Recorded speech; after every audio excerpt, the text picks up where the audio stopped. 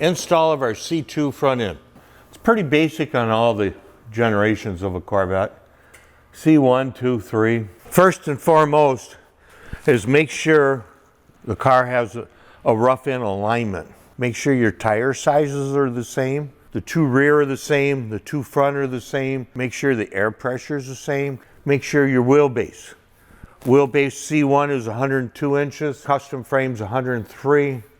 The C2 and C3 is 98-inch wheelbase. So that's all important to make sure that tire is going to fit in here right. Core support goes in. You got to keep the core support locked in. So that core support is going to control the hood hinges, which the hood hinges control the latches. And so he's made these prop rods up, something pretty simple, some threaded rod, a little bit of conduit, some washers and some nuts, so you can move the core support forwards and backwards. See the clamps across the top. We're going to do this front end in segments. The first segment that's going to get bonded is call section. And then we're going to come back and we're going to pick the car up, take tires and wheels off then. We can get in there and we're going to bond in our top and rear of our inner fenders. And then at that time we'll bond in the hood surround to the hood so we can adjust this up or down if need be.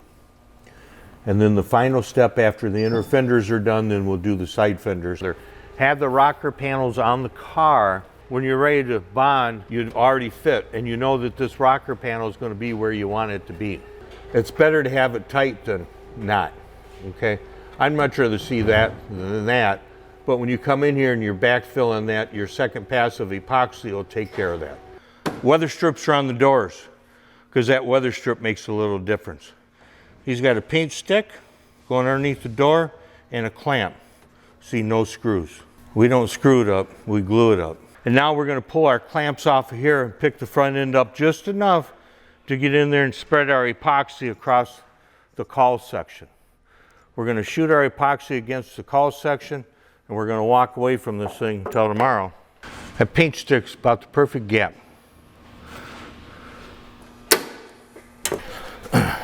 We closed up our gap, we came in, and we just put a little more pressure to our rods that come out. And we're going to bond this whole thing at one time. We're going to come in from the inside and shoot our epoxy down inside of that. We're going to glue the front of the inner fenders, the upper hood surround, and the upper part of the inner fender.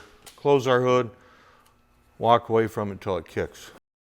If one person is doing this, do one at a time, one side at a time.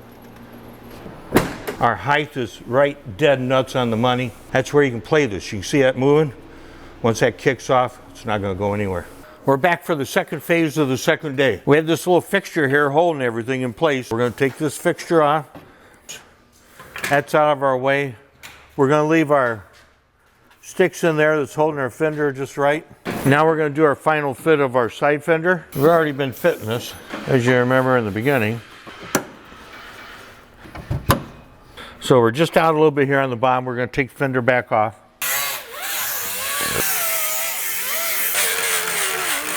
So you got a nice gap there.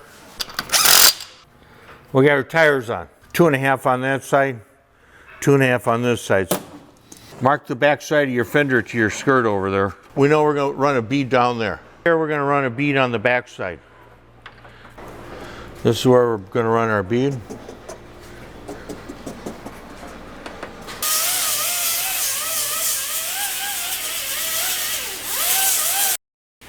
Same token on this side, just a matter of a white.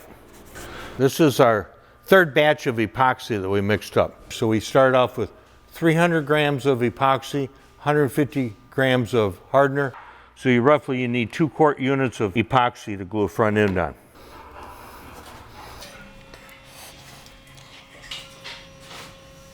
Lines up. We'll tape that way, holds that fender there. 27.25 on both sides. Now we're going to come back with our epoxy that's in this seam and put it down inside that seam good. Now is what we're going to do is come back in here and cut our door gap the way we want it, knock down our bonding material here, come back and backfill this for a backfill, final backfill, and fill in our gap to our doors. We finish roughing that up, we tape it off. So once we spread it, we pull our tape, backfill our voids with our epoxy. Finish spreading the epoxy. Now you pull this tape off and you're all set.